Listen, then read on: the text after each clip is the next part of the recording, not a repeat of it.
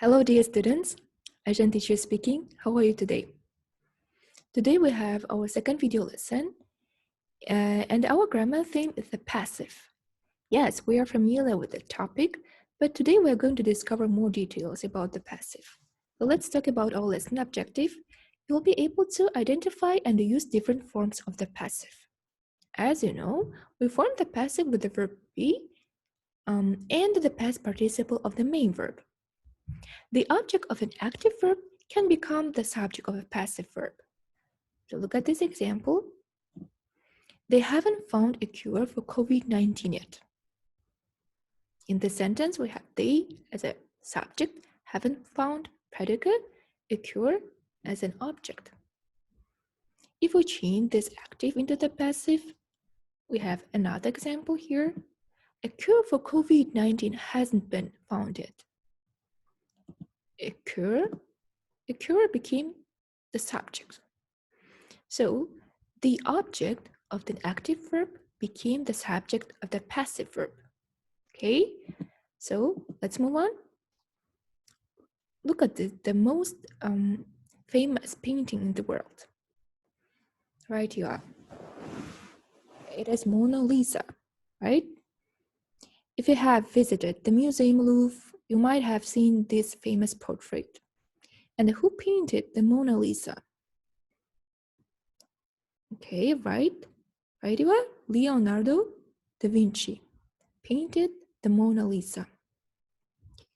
If we change this statement into the passive, if you want to mention the agent, we use the word by.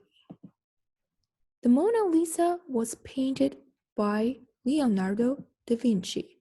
Agent here, Leonardo da Vinci. Why do we use the passive?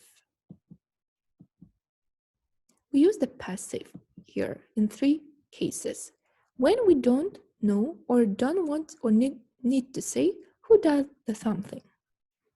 The plants are watered once a week. In this case, we don't need to know about the person who does the action.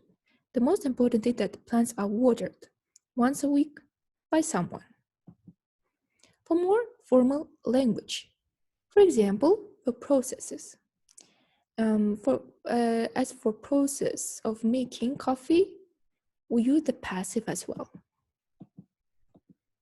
First, the coffee beans are dried, then they are roasted. In both sentences, we use the passive.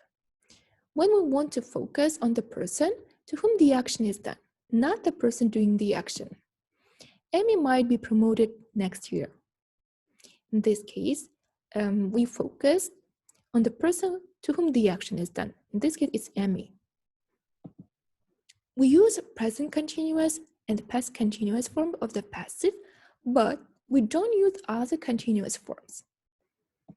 Here, hygiene is being improved. We used present continuous forms of the passive. But look at the next example. Hygiene has been being improved. It sounds unnatural, right? So it's incorrect, guys. We can use only present continuous and past continuous form of the passive.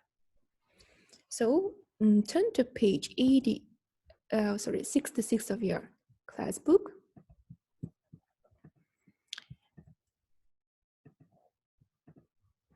Here, 6b. Now you have to read the story about the history of hygiene. And the grammar builder is on page 135. Let's go there, jump to 135. There are the rules as well. Complete the sentences with the verb in brackets in the correct passive form. Your home task is to do exercise number 1.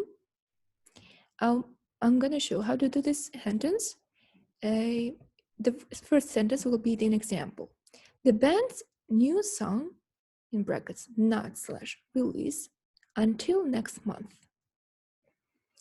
Until next month, that means about the future, right? Future passive. That means won't, because will not, short contraction is won't. Be, as usual, we use be, and the past participle. Release, it is a regular verb. So you just add D at the end. The band's new song won't be released until next month. Okay. So here, guys, the rest of them you have to do by yourselves. And I will check your homework, the text about the history of hygiene, and exercise number 1 on page 135. So I hope everything is clear. And I'll see you next time.